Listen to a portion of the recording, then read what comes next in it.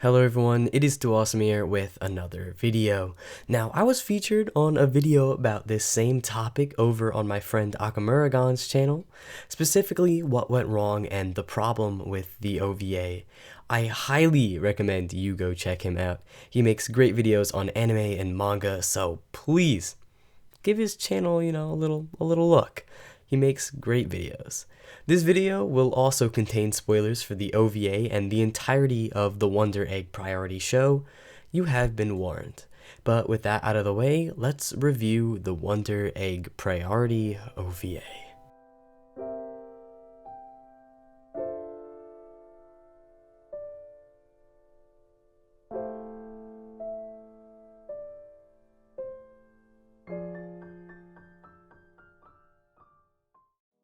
The whole OVA is a mess. I remember watching the original show and loving it. It was so fresh and unique and gripped you in a way that shows rarely do. Its quality was top tier, all coupled with characters you could love and root for. So how did a studio that's almost notorious for screwing up endings seem to fumble this one as well? My answer to that is a lot of things. First of all, it's no fun to wait months for the continuation of a series just for half of the new episode to end up being a recap.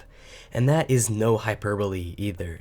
Out of the 46-minute runtime, 25 minutes were dedicated to things we have already seen. Now, it's no big deal and it doesn't immediately ruin it for you. However, it doesn't start the new episode on a good foot, especially when it's trying to engage an audience that may not have watched the show recently. The next thing that I had an issue with was Koito. I straight up don't like her. She was just really rude. I understand the whole not remembering people, but she just seemed extra snarky and mean.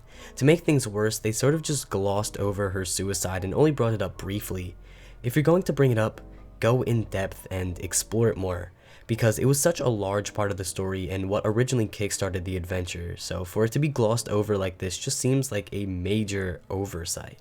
Not to mention, it almost tarnishes what Ai had to go through and all the suffering she had to overcome, since it was for a person who, from what we have seen, has made selfish decisions and has also been rude to Ai whenever she tried to approach her after she came back.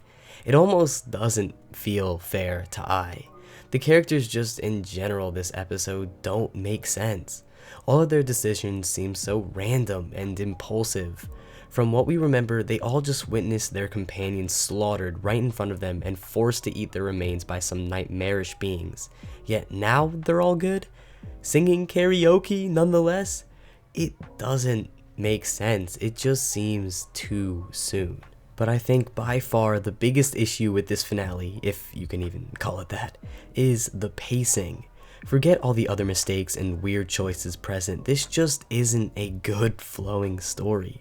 It's jumbled and cut and bounces around from one sequence to the next with a varying amount of tones. We cut from karaoke to seeing Neiru to seeing Koito, it's just all over the place. It honestly feels like a bunch of short stories that could have all had their own episode, crunched into one longer yet more confusing mess. It seems rushed since it's just lacking that charm and intricate story building that the first season possessed. I almost wish in a sense that this all never happened, because it just seems so unnecessary. So much took place but nothing really happened. It almost doesn't feel real, like a fever dream of sorts. I don't know if it was due to the pandemic, health issues, or a bad working environment, but it seems to be missing those extra pieces that would have really allowed for this episode to shine. Because as it is now, this might possibly be one of the worst finales I have ever watched. But it wasn't all bad. I won't lie, there were some good things here and there. Like, the music is as good as ever. Yet again, one of the best soundtracks for a show I have listened to recently. And the animation, while I did notice it falter slightly, was still superb. Definitely one of the stronger aspects of the show because it just looks so good. I also sort of like the whole Neiru's evil twin sister thing. I actually got so excited when the woman revealed that the real Neiru had been missing. My mind started to wonder, thinking up endless possibilities that may be at play. It reminded me of the old Wonder Egg Priority. And while it did end up being her sister, I do sort of wish they did something else, something more original. My idea was that when it was first revealed, I thought that the new Neiru we had seen was actually Frill, or one of her subordinates. Like, that could have been really cool. Now, having to hunt down for Frill in the real world or something along those lines could have been sick. So I was a little disappointed when it turned out to be the whole evil twin thing.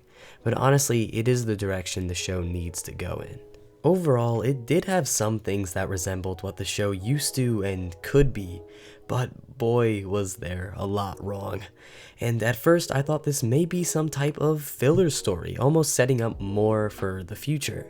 But after watching the title card at the end after the credits, it did say the end. So I don't think we'll be getting any more, especially after the reception this OVA received. And even if it is sort of a bridge for the future of this series, it was awful. It brought up so many more questions yet didn't answer any of the old ones. Like, that is my biggest pet peeve with a show. Number one on my list of what not to do. If you're going to introduce something, either explain it, tie it up, or use it in some way. But when they open up these loose ends in the story for no reason and don't even bother wrapping anything up that came before it, just makes me really mad. And look, I have no issue with open-ended finales, they can actually be really good. But for the most part, those are usually focused around one central idea or character, not over a bunch of subplots and setups that only seem to be in the first act of development. It's just frustrating because this could have been so much more, especially with how the first season panned out. And in all honesty, I'm not really sure how to rate this, because it doesn't really seem finished. But as it is, I give it a 1.5 out of 10. It may very well be one of the worst finales I have ever seen. But hopefully you enjoyed the video. What do you think? Was I too harsh? Make sure to let me know down below. And remember, this is my opinion. You are able to have yours as well. Also, like I said before, make sure to check out my buddy Akamuragon's video. He has some great stuff. But hopefully you enjoyed the video. But as always, stay awesome, too awesome. Thanks for watching.